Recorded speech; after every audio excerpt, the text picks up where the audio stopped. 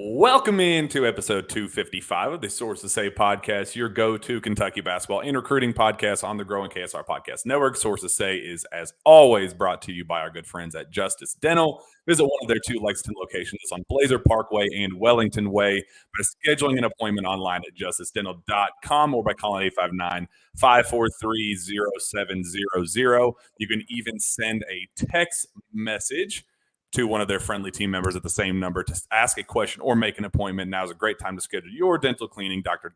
Thompson, Dr. Justice, and their team strive to provide you with good oral health and a comfortable environment. The Justice Dental team looks forward to seeing you soon. I am your host, Jack Pilgrim of Kentucky Sports Radio. Very happy, very, very, very happy, Sean, to just do this show. You know why I'm very excited to do this show, Sean? I'm assuming it involves you being able to sit down at your desk and with the microphone and no porta potties and things like that. I mean, yeah, the Wi-Fi. How about this? Like this crystal clear, like no buffering, no robot noises. No, like it's just me. Like it's just me. I can talk. I can not stress out about whether or not wherever I drive is going to just randomly drop signal or having to be in a car, or like I can just be in the comfort of my home with a microphone in front of my face and just be myself. So Sean, I am absolutely, this is the fastest Wi-Fi I've ever had. They just installed it today. The fiber got installed today. So I've never had Wi-Fi this fast. I don't even know what to do with myself. I'm going to just like download a bunch of movies and stream like 800 things at once because I just can. So it feels very good to be with you and just with our listeners. And it's kind of one of those like envy our past and everything that we did in the past, dealing with technical difficulties constantly. But it's time to fear our future because now we actually mean business with the show.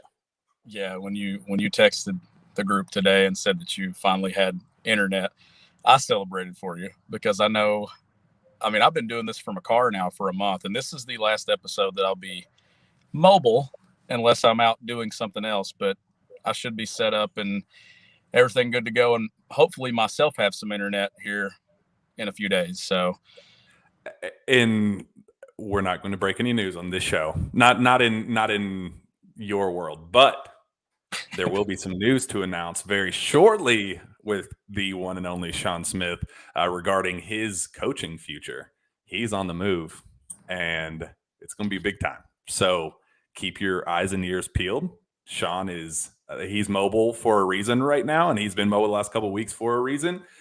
And it's going to be go time. It's going to be you're going to mean business here next week and beyond. Yeah, it's definitely excited to share some stuff here pretty soon. Hush hush right now for a little bit longer, but it's getting there.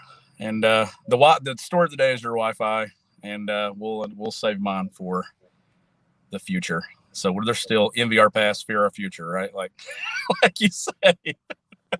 It's going to be a good time. We're really looking forward to that. Also, just really looking forward to finally talk about the constant news that is coming out regarding this basketball program and what's next, and the roster shakeup and coaching decisions and new names to throw out there and all of these sorts of things. I mean, there's a lot of stuff to get to on this show. Not going to try not to drag this on too long, but it's going to be very jam-packed with a lot of different updates on things that are going on. So make sure you hit that subscribe button. Make sure you leave us comments and questions in the chat. We always appreciate all of our listeners. Again, appreciate the patience that you guys showed the last several weeks I guess months. I mean, I've been in this house for 4 months with no Wi-Fi. So appreciate all the patience throughout the end of the basketball season and leading into the off season because we're full steam ahead at this point moving forward. Hunter Dickinson takes his second official visit. He takes two unofficials to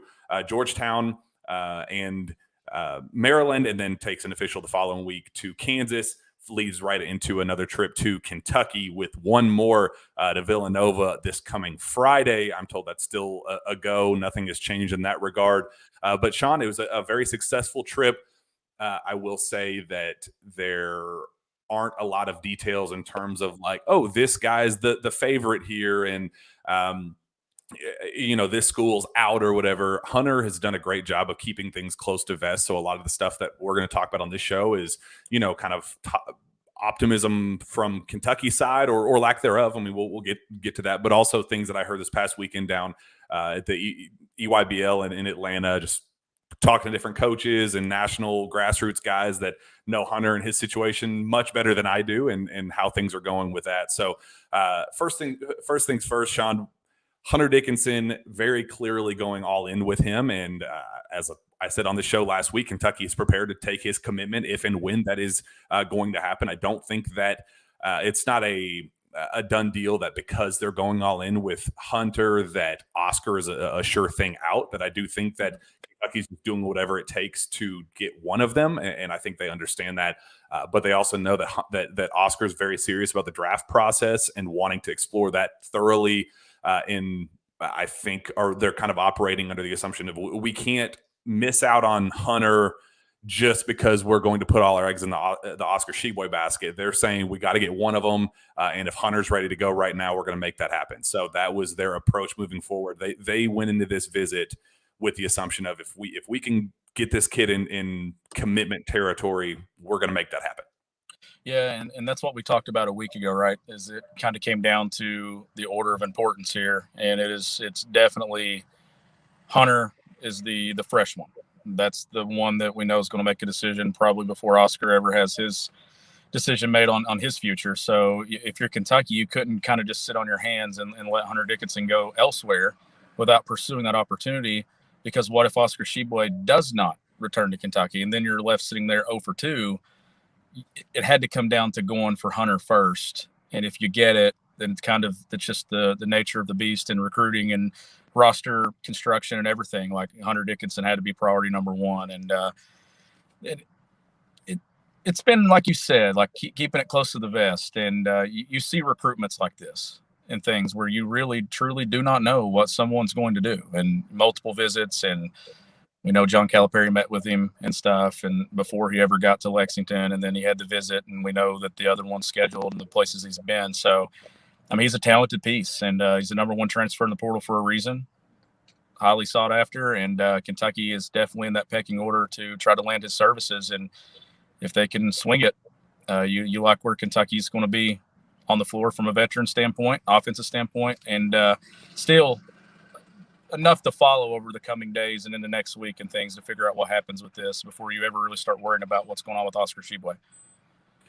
And I guess if we're looking for news and we're looking for updates, I will say the big thing coming out of the Kentucky visit is he didn't come in, all the talk with him has been NIL, what his NIL demands are going to be, because there is an expectation. He's not making demands, but there is an expectation that, okay, if I'm going to my next stop, if I'm going to go to try to find my next home, and for branding purposes, obviously, if he were an NBA player, he would be in the NBA, right, Sean? So he's looking for the best opportunity for him to he's going to try to get to the NBA, but at least salary wise and money wise, put him in position to. If he's not going to be an NBA player right now, he at least wants to be compensated accordingly to, for his branding and his status as a college basketball star, the same way Oscar Sheboy did this past year. So I don't blame him in that regard. But the positive thing for me leaving that visit was I confirmed on Kentucky's side that there were no NIL demands like it's the starting point is $1 million, take it or leave it. If you're not going to come close to that, then these conversations aren't even going to get started. That's not what he was looking for on this visit. He genuinely went in with an open ear, looking to do his due diligence and say, okay, I want X number of boxes checked. Wherever my next stop is, I need them to be able to check all of these boxes that I have for, branding. Yes, NIL will be important, but it's not about an actual dollar number, but more so, hey, how are you going to elevate me with my status and help put me in position for the AT&T Jacob Toppin commercials, for the Beats by Dre deal with Chris Livingston, those sorts of things. It was more so opportunity based, more so than write me a check worth X number of dollars, which that's what Kentucky wants to hear. They do not want to deal with NIL demands and our conversations start at X number of dollars or whatever, because those are non-starters. Kentucky hasn't been operating with those types of demands, and they're not going to start Hunter or Oscar or anybody. So that made me feel better about the whole situation going into this, that he did not make any demands. They talk about NIL and how branding would help him, but it was also definitely more about roster fit and construction and, hey, how am I going to be used to also, put me in position for the pros and what in the next level. Really productive and positive conversations that I was a little bit skeptical going into the visit about just the seriousness and how serious he was about Kentucky. And nothing I heard after the fact made me think that, okay, he was just using Kentucky for NIL leverage or whatever, that he's definitely serious about Kentucky. Whether or not he ends up there is one thing, but I was very happy to hear that it's not just about NIL. Yeah, that's the encouraging side. If you're Kentucky, right, is that you're not just being used as a stepping stone to maybe increase your value or increase your asking price or whatever's going on, but it was more so to do with would this work? Not in a money standpoint. There's money at Kentucky. Like there's going to be money made from NIL. Like that's not even really to me the focal point. It was more of a, do I see myself fitting in with this program with the pieces that I do know are on this roster, and is this something that we can make work? Yeah. I guess I will add that there was also, there were some questions on Hunter's side about some of the other things that they had heard on the recruiting trail. Some other programs have been negatively recruiting Kentucky and its staff and its roster and basically saying, do you understand how things work? Yeah, Oscar Tshiebwe was great this past season, but did you see how one-dimensional the team got and how the team kind of crumbled with how they went about doing things? Is that really what you want? Do you want to be a one-dimensional team, a team without a super high ceiling, whatever?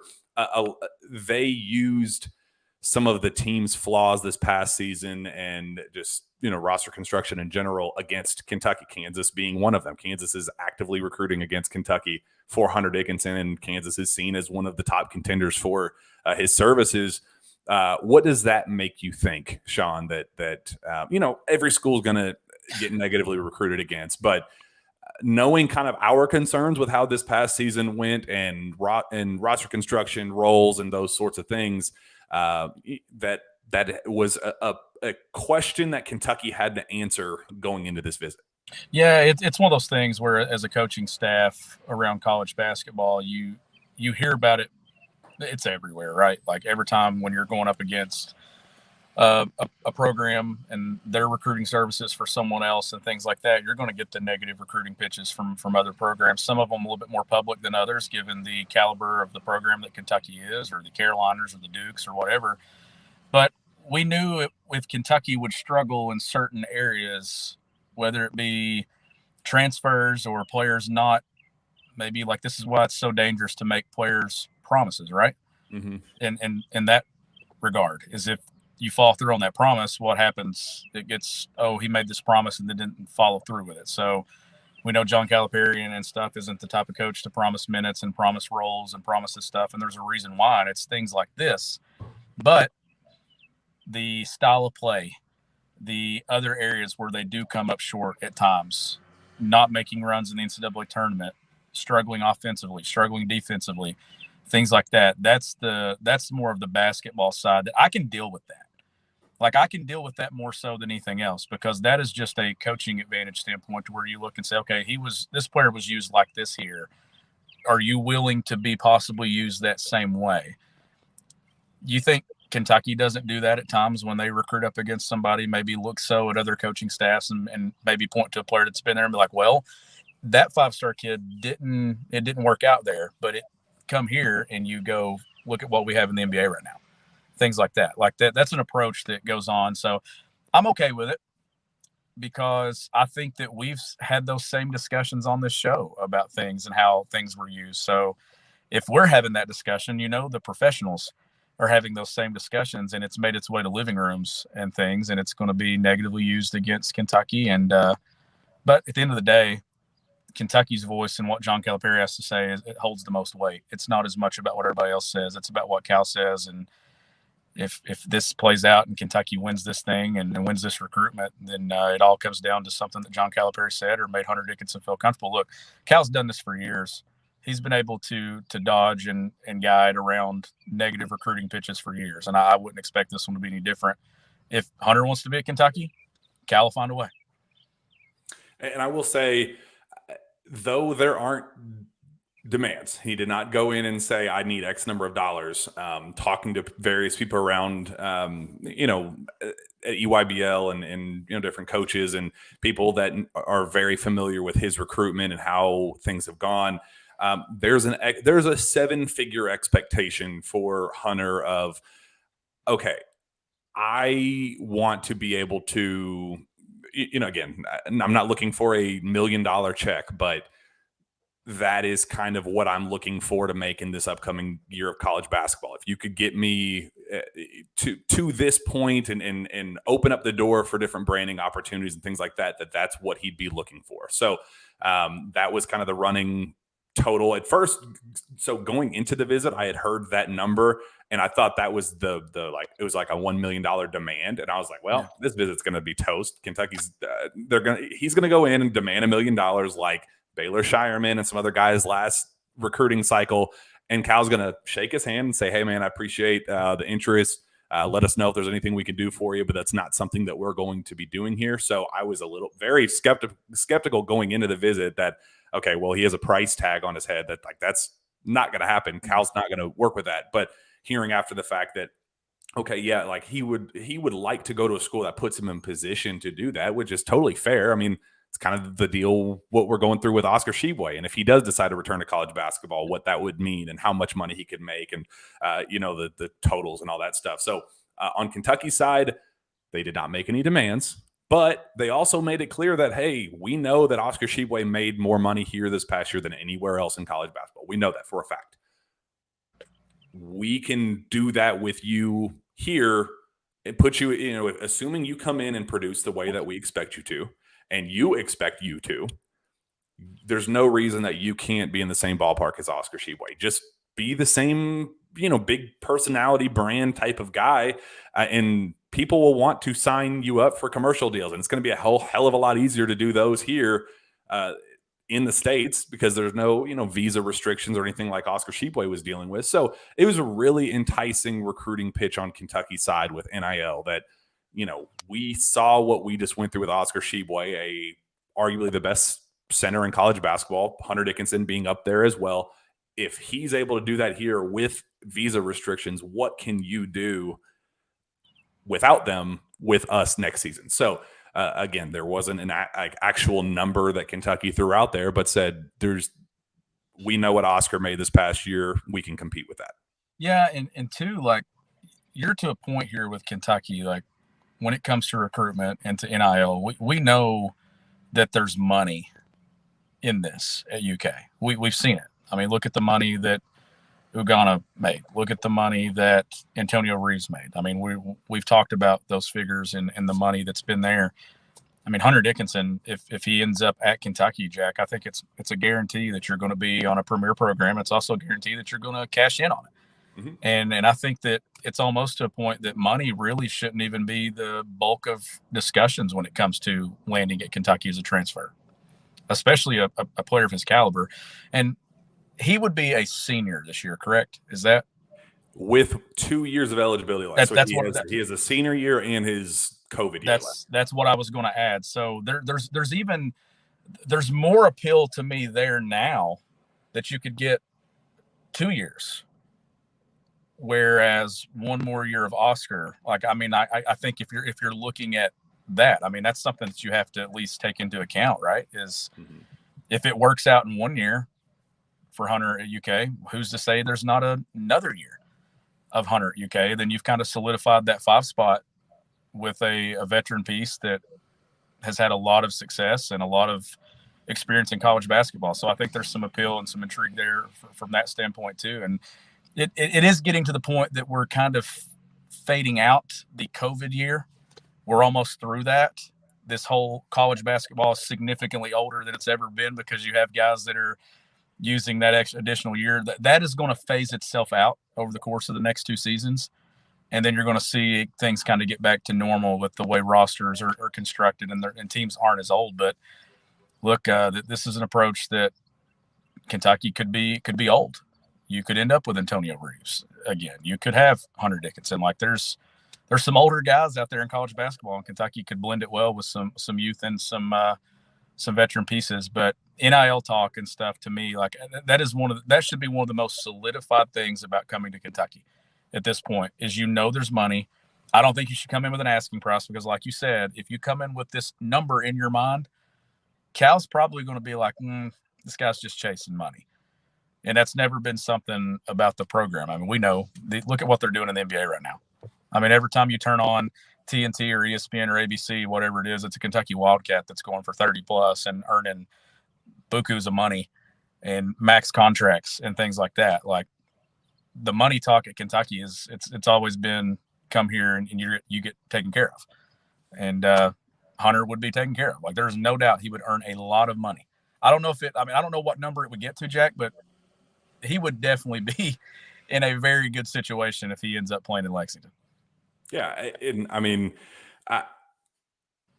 there's kind of this narrative right now that Georgetown doesn't have the NIL bag, if you will, that other schools have. But I'd actually heard that they've made a pretty competitive offer and had a pretty compelling pitch for Hunter. And I think that's pretty fascinating because that was kind of the one school that I wasn't really accounting for to be a player with NIL because there is just so much talk about them not having the same resources with NIL as some of these other programs. So that kind of caught me off guard. But I will add that Kansas, they got a bag. Like they have a pretty substantial number that they made it clear to Hunter that he'd be able to make there. And there is a lot of positive buzz about Kansas as well. Again, he keeps things so close to vest. So a lot of this stuff is just coaches that are involved that are, I think, kind of recruiting against each other through back channels. Like I think the $1 million number that I heard going into the EYBL weekend was from coaches involved with this recruitment that clearly know that I'm associated with Kentucky and clearly want that number getting back to Kentucky and other programs competing for this kid, if anything else, to kind of be a deterrent like, oh, well, we have $2 million on the table for him. What are you going to be able to provide? I know you can't hit that number. I know Maryland can't hit fill in the blank. Like, so I think there's a lot of that at play too, where they're kind of recruiting against each other, knowing that he is like Kentucky was genuinely talking to several people involved with it. They were kind of like, we know it went well. Like the feedback was really good on our end, but there was not a single like aha moment with Hunter leaving the visit where he was like, okay, he's ours. Like most guys, you get a feel afterward and all right, we either got him or it didn't go very well. He's probably he's like in the other vibe. He was super close to vest on purpose. And you can speak to this more than I can because I know you've had plenty of more conversations with parents and stuff. But it's much easier to wow a 17-year-old kid than it is to wow a guy that's experienced a lot in college basketball and been a lot of places, right? Like it's not the wow factor of seeing the facilities or seeing the things at Kentucky or whatever they've got going on. It's more so of it's a business decision at this point for this guy. Whereas a 17-year-old kid, you take them to Duke or you take them to Kansas or you take them to UK and you let kind of the environment and the atmosphere kind of do its thing. With Hunter, a guy who's played in the Big Ten, he's played Kentucky's, he's played all the big programs in college basketball. There's not as much of a wow factor to it. It's more of he has a checklist of things that he's looking at, Jack, and how many boxes get checked at Kentucky? Do other schools check more boxes than Kentucky can? And I think that's what it comes down to for a guy like himself, a veteran guy that's been in college basketball for a long time. I think it's harder to impress someone of that magnitude just from a visit to campus and a place he'd already seen before. So like, that's the thing. Like that point was stressed to me more than anything. It was like, this kid, he's a senior in college. He's a 3-time all-conference member, as productive as any player in college basketball. He's not looking for glitz and glamour and the blue carpet rollout. Like that's not what this kid is looking for. He's looking for boxes to be checked. Okay, is this school going? Am I going to make more money at this school than this school? Are the opportunities going to be more lucrative here or here? What's the role going to look like? What's my relationship with the staff? Are they going to put me in, the big thing with him this past year was, he shot pretty darn well, but didn't have uh, a lot of opportunity to kind of showcase that. And I think he is looking for that. And if we're talking about Aaron Bradshaw and how exciting he is as a deep ball shooter and the face up game and all that stuff, okay, well, Hunter's kind of looking for something similar. Might be less fluid. It would probably be the best way to compare a 7'1", 260-pound center versus a 7'1", $185 center. Like, obviously, there's going to be more finesse with Aaron Bradshaw's game, but they're kind of looking for something similar. Hunter's wanting to be able to do that. So it's little things like that. It was, what's role going to look like? Are we going to have the same one-dimensional issues that you guys experienced last season with Oscar Tshiebwe? Making sure that Oscar Tshiebwe won't be on the roster as Hunter. I've never seen a kid more blunt and honest about like just the whole process and being on his little podcast saying, yeah, Cal flew out to go see me. And, we're talking about Oscar Tshiebwe and he was like, I'm not going to spill the news for him, but, I'm making this visit with the assumption that that's not going to be an issue. Like, super transparent about it's just really cool. It's refreshing to have somebody info on their own, but that was also a very clear concern and something that needed to get addressed that I was told Kentucky handled very well. They all the questions that Hunter and his family had for Kentucky, they had the answers for, and that's substantial. Well, even on the podcast, the wow factor wasn't there. That the other guy on the podcast was the one that was just like, dude, that's cool. John Calipari come to an airport and got off a plane and talked to you. Have you seen the picture of the airport? No, I haven't.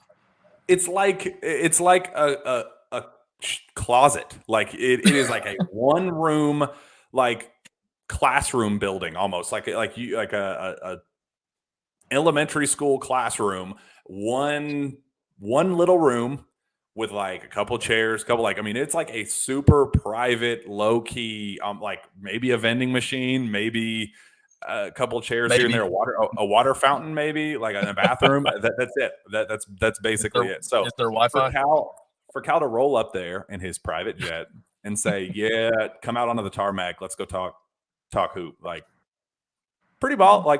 Yeah, I'm not gonna lie. It is. That's one of those that's one of those John Calipari did that moments, right? Like it's like the stuff, DeMarcus Cousins talking the last few weeks about, if you want to take care of your family, you go. If you want to take care of mine, you come back. Like those are the Cal statements that you're like, wow, this man's really doing it. So we thought that was cool, but Hunter was like, yeah, he flew up here and talked to me, and yeah, I'm going to go down there for a visit and all this stuff. Like, just kind of not giving anything away about where he's leaning or what he's thinking. Yeah, I'm sure he appreciated that. Not that that's super cool, Cal, to do, but like we said, there's boxes to be checked, and there's going to come off. There's going to be a list, and whoever checks the most boxes for Hunter Dickinson is who's going to land it. And financially is at the top of that thing. And I just think that when it comes to money, you can cap it at other schools. Mm-hmm. I don't know if you can cap it at Kentucky because we don't know what his popularity is going to be. Like, look at some of these guys that come in. Like, did we think that Oscar Tshiebwe was going to be as popular at Kentucky as what he ended up being? No chance. We don't know what Hunter Dickinson's going to be. If he ends up at Kentucky and something takes off and there's a moment or he says something. Tyler Hero literally said, I'm a bucket. If there had been NIL when Tyler Hero said, I'm a bucket at the free throw line, can you imagine how much money he would have made? A lot. Like, a lot. So, and those are a lot of buckets worth. Yeah, a lot of buckets worth. And there's those just things that happen within the season that you just cannot control, that just are natural things that develop and happen, storylines. Oscar Tshiebwe literally taking where they used to put threes up, and they started putting R's up at Rupp Arena. Like, it's crazy. Like, so who's to say that there's not some fan crazy moment that results from Hunter Dickinson being at Kentucky? And maybe it happens in Canada this summer. You never know. Maybe something grabs on and you kind of latch onto that and it happens. I mean, there's always some type of storyline every single year of all or surrounding a player like Antonio Threeves. I mean, look at that.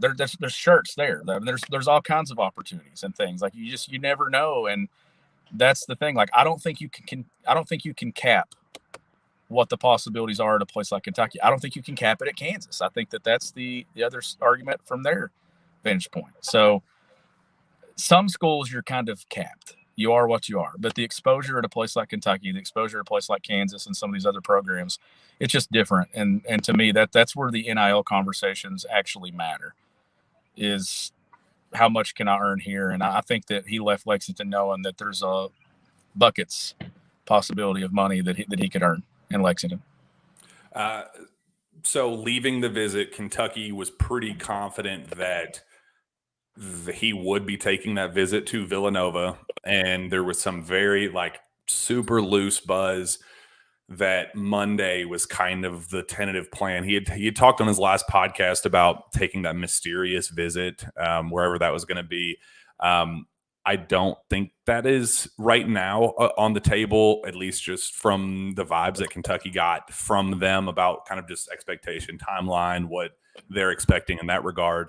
But the way the vibe they kind of got from Hunter and his side was that after this visit to Villanova, that they kind of put their heads together and say, all right, what are we looking for? What is the final answer here? Let's make a decision. So I would not think, I do not think that this is going to last too much longer. I think we could hear something, I mean, almost immediately after his trip to Villanova, which is great because I'm excited to just one way or the other, instead of Oscar versus Hunter Dickinson, just know, okay, is it Hunter?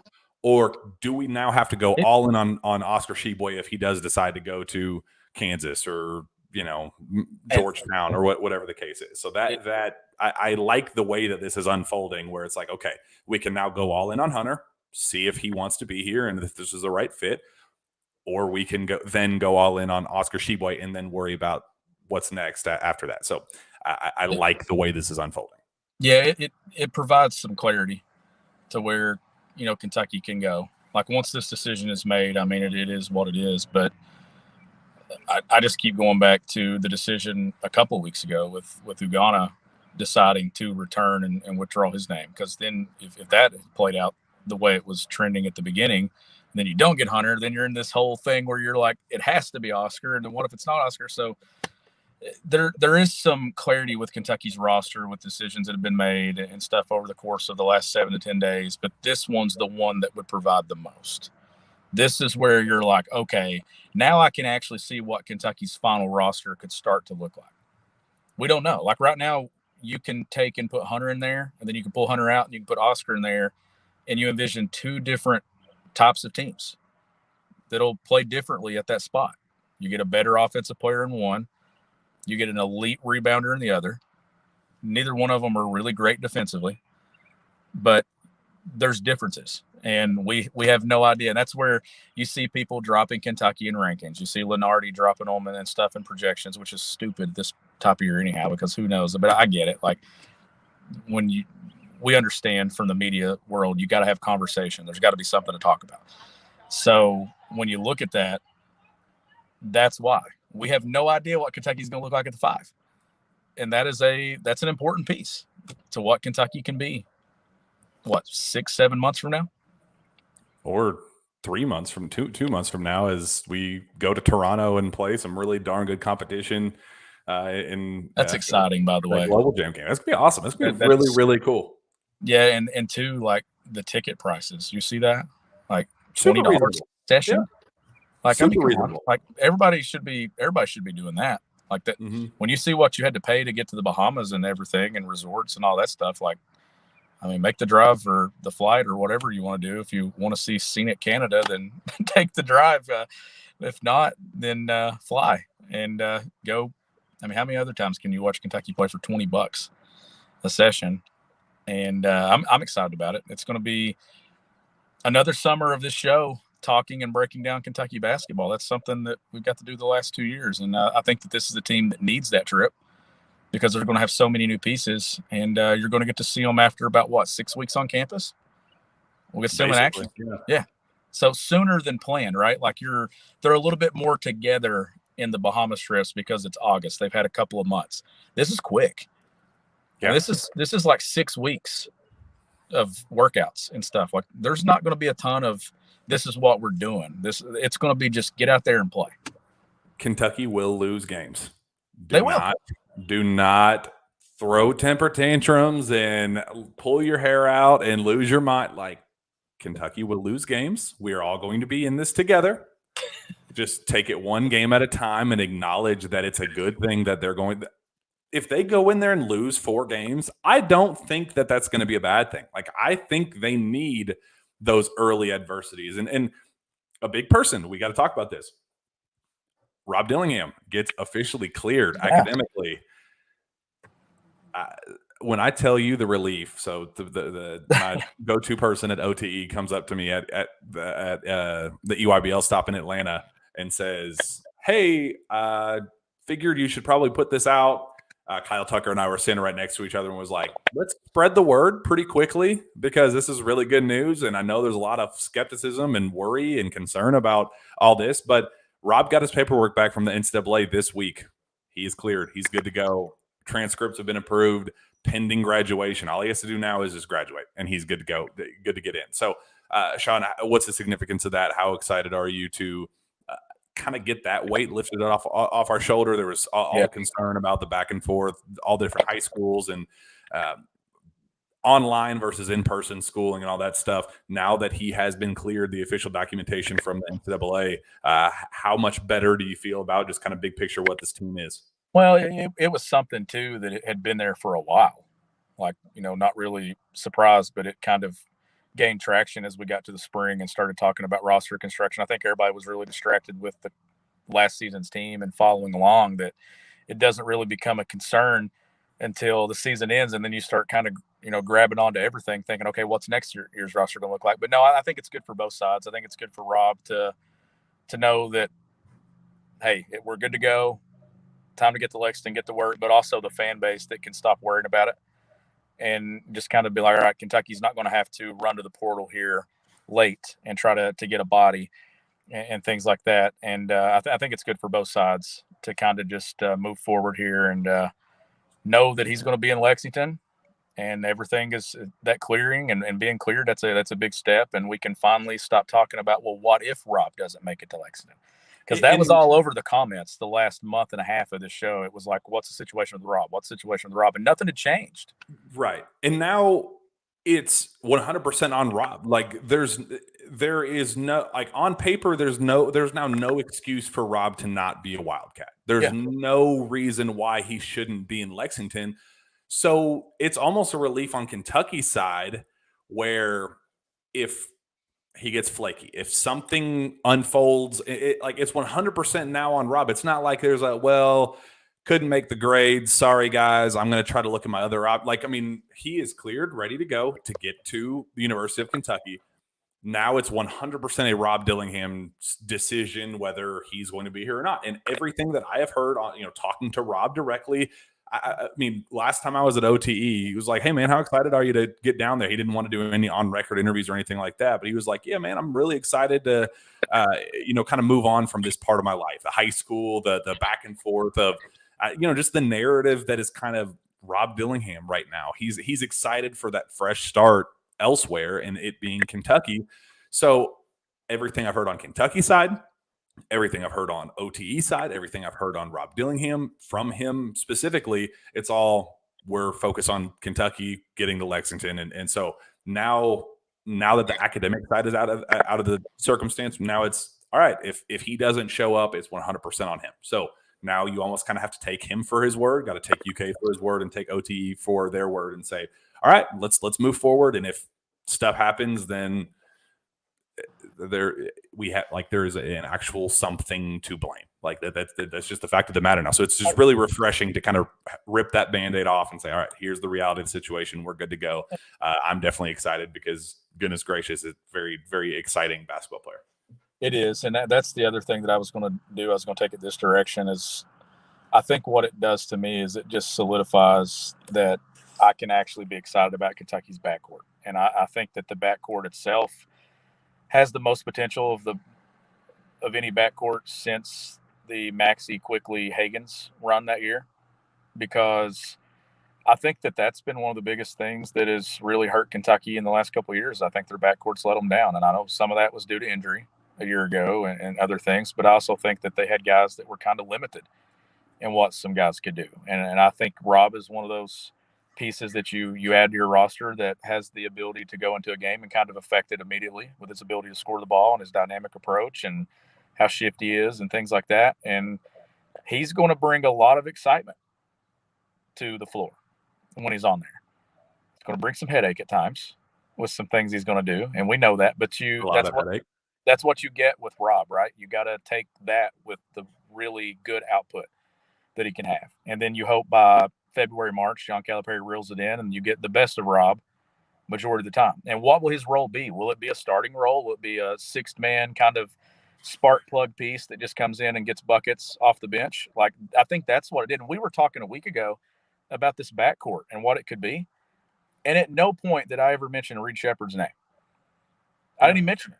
And like the depth of talent in the backcourt and the possibilities and the pieces that Kentucky has, I think that that's the thing that Rob being cleared kind of solidifies to me, is that John Calipari, it's not just one or two guys. Like if Antonio Reeves does indeed come back, then I think that Cal's got plenty of options where he can look at a 3-guard lineup.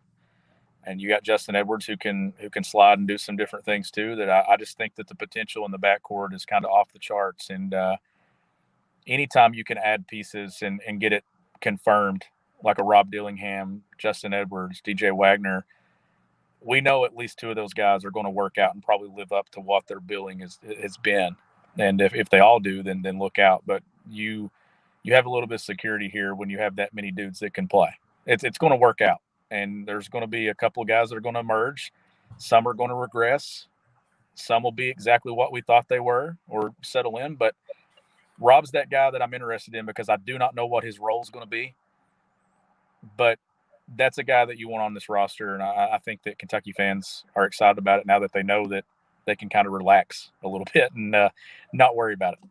I talked to this past weekend, and I hinted on it on one of the previous shows, because it does suck to just have it be just pessimism and, oh, well, if Rob makes it, it'd be exciting. And, even some of the bad stuff with Rob, like from just an on-court standpoint, just, the erraticness and all that, like, it almost feels like you're not giving the kid a shot to prove himself and kind of go against the grain and say, that was what I was known for in high school, but here's why I picked Kentucky to kind of knock those knocks out. Because I will say that the last couple weeks, I've heard that Rob has been like insanely good at OTE, competing against pros. Like just this past week, they had, or a week and a half ago, 2 weeks ago, they had Rodney Hood, Derek Favors, Noah Vonleh. So like not superstars in the NBA, but NBA talent in there. And apparently Rob was just cooking them, like just absolutely destroying them. And that's what you want. You want to see a pro level talent cook pros. Like that's what Kentucky used to be. So it was really refreshing hearing all this stuff. Oh, well, he's not getting shots up in the gym. Then hearing the devil's advocate side of that. Well, I've actually heard now since that, yeah, he's not getting shots up with everybody else, and he's just kind of a stick-to-himself kind of guy. He gets all of his shots up late at night and, works with his trainer, and, like, that's just kind of his vision. Like, that's his time, and, it's kind of like a mental health therapy kind of thing for him, too, that he likes just being in the gym late at night. It's like a relaxing, calm thing for him. So that kind of threw out my – I'd heard that he hasn't been in the gym enough. Well, I've now heard that, like, he has been and continues to be, but just – in different ways, hearing that he's cooking and all that. Now the academic side of stuff, it's just, it feels good to have positive stuff to talk about with Rob and just be really excited about the exciting stuff with him. Like that's why Cal took a chance on this kid, because there's so much excitement and so much upside with this. It's like, let's be excited for it. Like we've been through way too much to not get excited. Let's stop bringing ourselves down and just say, you know what, this is what it is. Let's embrace the chaos that is Rob Dillingham.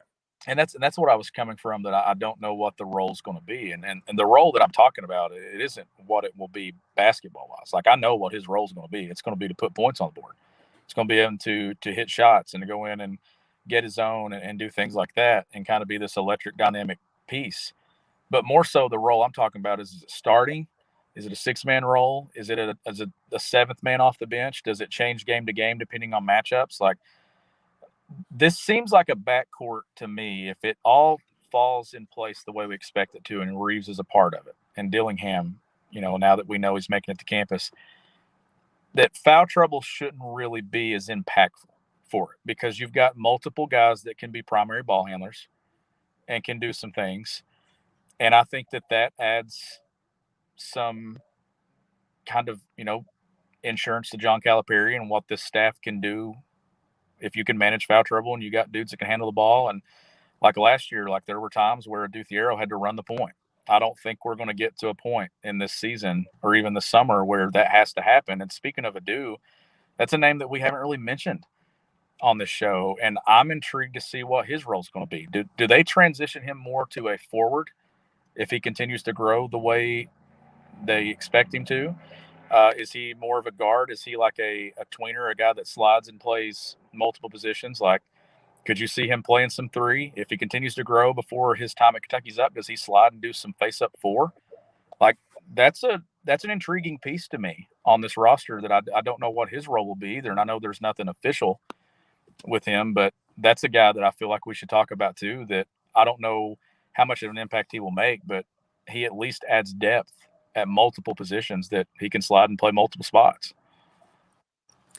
And I will say that is why, in a roundabout way, why CJ Frederick hit the transfer portal, because of those questions, because there's so much emphasis on Rob Dillingham, because we know DJ Wagner is going to play, because, as we talked last show, Antonio Reeves is very, very, very likely to come back. I mean, I would absolutely be shocked if he did not come back at this point. He's still wanting to test the waters thoroughly and get a real honest feedback, but he knows that he's going to make more money at Kentucky. He knows that there's a big role waiting for him. The shots are going to be there. I mean, it just makes way too much sense for Antonio Reeves, who has no draft stock right now, to not come back.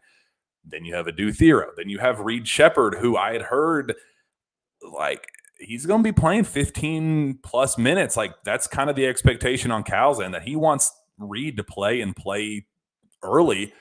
And it got to the point with CJ Frederick, who wanted to come back to Kentucky, wants to one day join John Calipari's staff, like, has the most respect imaginable for Cal and what he's doing. And he wants to get into coaching and knows that Cal is a huge platform for him, and they've worked together so well. And he was kind of like a coach on the floor and on the bench when he was hurt. Like, it just makes way too much sense to do that.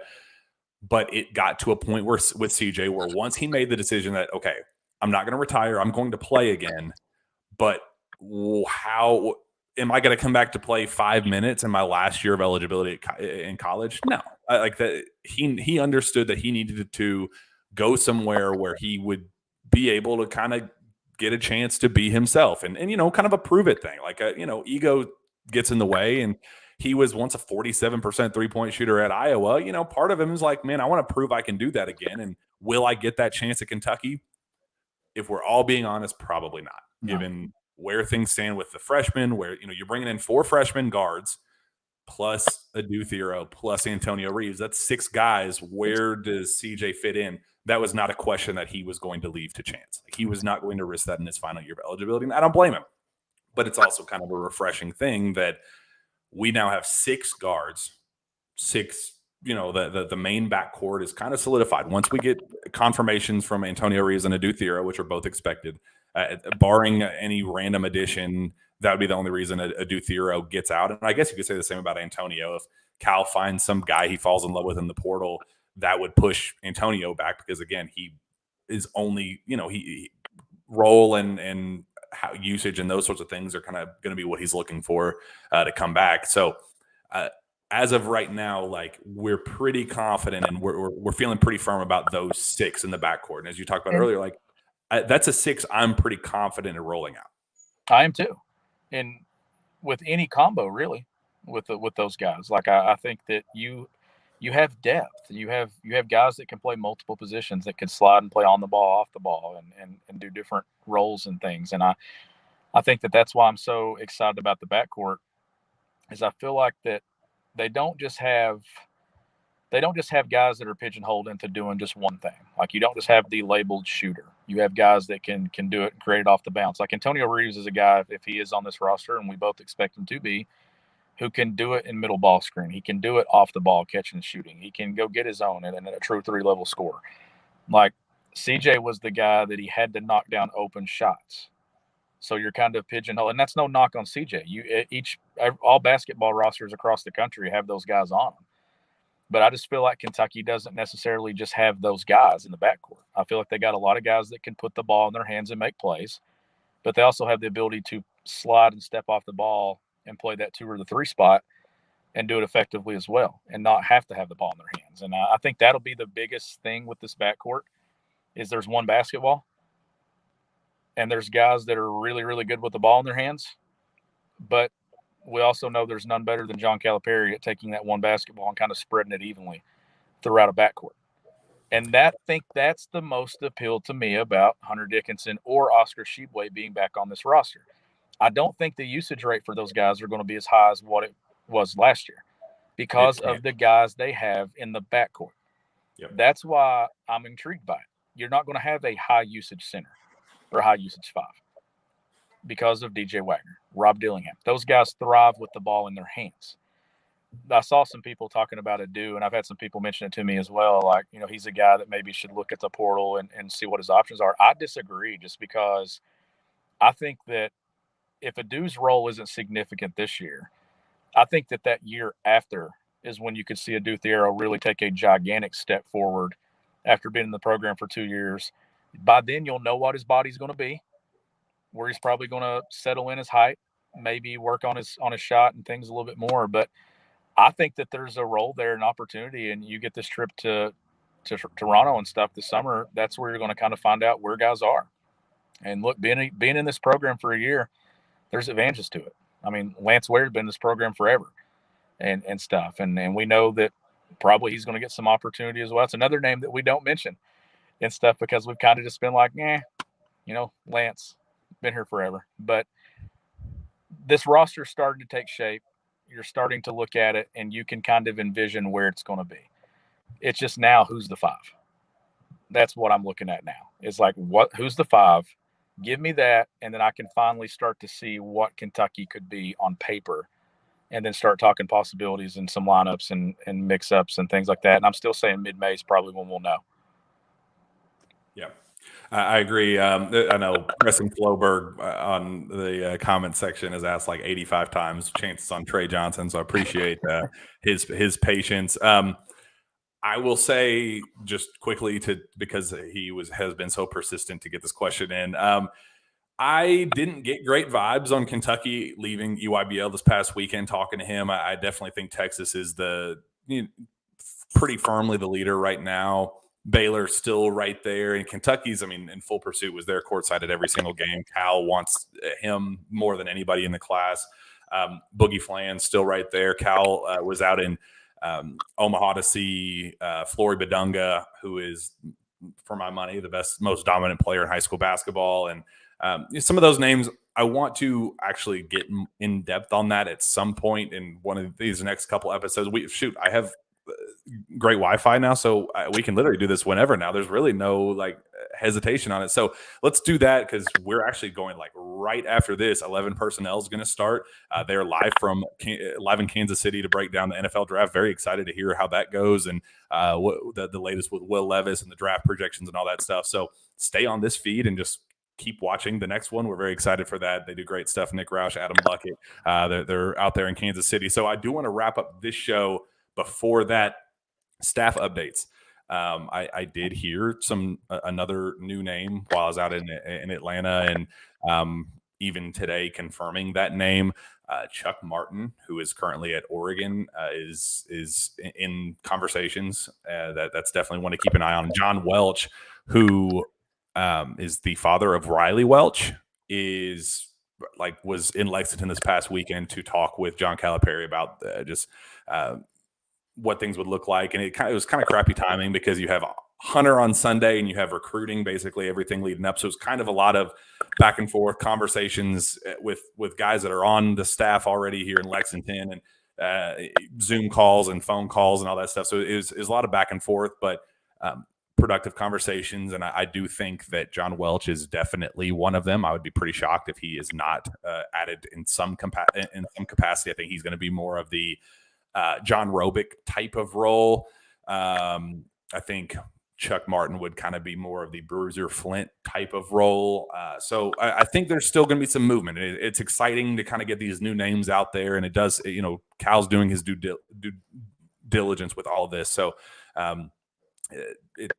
we're moving. We're getting some actual movement with some real names, and that's definitely cool to keep an eye on. One thing, not so great news. I've heard today that Andrew Ortelli, who is the scouting name at Kentucky and the go-to guy, is taking a job at Temple. And that's like done. So Kentucky really doesn't have any go-to scouting report guys, X's and O guys right now. And Cal's got to address that. I mean, you got to find a killer scouting report guy, and your main video coordinator is now out. That's pretty crucial. That honestly, to me, is the most important staff piece of the offseason is getting that and getting someone who has been very good at that and really efficient with the way that they do things. And that's the one. And that's what I've been talking about for weeks now when it comes to whatever you add to the staff. That's what I'm looking for, is someone that can scout, game plan, help you make Cal's job easier, and give you this, and you somebody that Cal can trust to say, okay, you break down this, you take it, you bring it to me, and then this is what we've got in place when it comes to scouting the opponent, especially some of those quick turnaround games in the SEC and things like that, where you got a big game on Tuesday and you got a big one on Saturday. That's where those guys are very valuable, and you've got to make sure you hit a home run with that piece, because I'm telling you that's the stuff in basketball nowadays, Jack, that is so vital. Because head coaches don't have time to do everything. They don't have to go out here and practice. They don't have time to go out here and recruit. They don't have the time to do all the public appearances, the media appearances, and all this stuff. You need a valuable guy in that role, maybe more than one guy, just multiple eyes that can kind of, and hands that can kind of do some things. And that scouting is vital and so important. And we know at times that makes a difference in a even basketball game. Pay attention to your scout. I mean, that's just facts. Like that is just that is, this loss goes deeper than I think people are willing to realize, maybe even inside the Kentucky basketball program. And I hope they don't realize how significant it is before it is too late. Andrew Ortelli is phenomenal at his job. Really good at his job. I mean, great basketball mind too. Yeah. I mean, I don't know him personally outside of just seeing him at games, saying, "What's up, man?" But been there a long time. That's a dude that is super, super valuable. When we were in the Bahamas and Cal led us into the suite to, break down film, it was Andrew Ortelli sitting there on his laptop, chopping and cutting and moving and distributing and saying, okay, here's why this worked. Here's this. He is brilliant. He has a super, super bright future in this. And the fact that Kentucky is losing him when scouting has been not good. I mean, just being totally frank, it has not been good enough. Recruiting has been great, and there's stuff to be impressed with, but that has not been up to par. And that's something that now that you're losing the guy that was in charge of that, Cal has to look at that loss in the eye, and they all need to look at themselves in the mirror and say, the guy that carried a lot of the legwork, he did a lot of the pregame stuff, a lot of the scouting reports, that was on Ortelli's shoulders. That guy is gone. There needs to be a come to Jesus moment in that staff room, no matter what changes are made, that like they need to look at themselves in the mirror and go, we got to grind. Like we can't take our foot off the gas any longer because we had the ultimate crutch in a guy like Ortelli do a lot of that work for Yeah, us. That can't happen. You were mentioning Ortelli in the Bahamas. I got a story with him as well. Arkansas, the Emmanuel Quickly Maxey year on the road when Cal got tossed. I ended up watching the last 4 or 5 minutes from the media workroom with him. And you wouldn't believe how on edge he is watching when these guys don't do what the scout says. Or if somebody makes something and he is like, we've talked about that. Come on, Keon. Like things like that. I'll never forget that game. Like, and just how attention to detail those guys are at their job. And he was phenomenal. He's been in this program a long, long time. Mm-hmm. Like, that's not just a name that's been around for the last couple of years. That's a name that's been around the program for a long time. So it'd be a huge loss. And Kentucky definitely needs to. John Calipari should be on the phone looking for the most analytical guy he can find when it comes to things like that. Like, that's the approach I want to see. That's my favorite part of the game, honestly, is breaking it down in the numbers and the scouting and everything. Like, that's my favorite part about basketball in itself, because that's where it all originates. Each game is different. Each scout is different. Each opponent's different. And they definitely need to focus in on that role and figure out what they're going to do there. I think that's the most important staff addition of the offseason. Wholeheartedly agree. And I think John Welch will be a good addition, assuming that gets finalized. I think he's going to. I mean, Riley Welch did a basketball job. Family. Yeah, that Riley is kind of known as the, another X's and O guy on the staff, and brilliant mind. I don't know. There was some talk about him joining somebody else's staff this offseason. I don't know where things stand in that. I know he's looking for a job, and he very well may be on the cusp of earning one, but he's deserving of one, and if it's not this offseason, he'll definitely have one next. But Kentucky can't lean on him forever, and getting his dad, clearly basketball mind, basketball family. I appreciate him in aerobic role. I think Kentucky is missing aerobic a lot more than I think anybody is really willing to admit. I appreciate the comment earlier. The Cowboy said, screw that, talk more hoops. We said we were going to switch over to that, but unfortunately, we got to get out of here. We have a finite amount of time, but I'm so much more comfortable now just randomly hitting live. Go live on any given Tuesday or Wednesday, more so than before, because it's such a freaking headache to stressing out about whether or not the signal was going to go out. So we're good. Anytime that we just want to talk and chit chat, it's going to be a great time. We're looking forward to that. Sean, as we're talking about where Hunter Dickinson is looking for his next perfect franchise, let's talk about Andy Ludicky and MyPerfectFranchise.net, a franchise consulting company that helps others find franchises that will fit their needs, skill sets, investment requirements, and time commitment constraints. You might have seen Andy's name on KSR before, as he sponsors some of our recruiting coverage. Andy's super nice, great to chat with, and we're really excited to continue our partnership. Andy is an experienced entrepreneur and has been helping others go through the same process that changed his life 10 plus years ago. If you're wanting to find a way out of corporate America or a way to diversify, please reach out to Andy, as he's got a ton of knowledge in this world. And best of all, his services are 100% free to you, as always. Nothing ventured, nothing gained. You can learn more and contact Andy anytime at www.myperfectfranchise.net or email him at andy@myperfectfranchise.net. Sean, let's get out of here. Where can fans find your work? You can find my work at gobigbluecountry.com, and you can follow me on Twitter at GBBCountry. Find me on Twitter as well at Jack Pilgrim KSR. Reach out to me via email, jpilgrim@KentuckySportsRadio.com. With that, we'll be back next time very soon for another Jam Packed Source to Say podcast. We will see you then.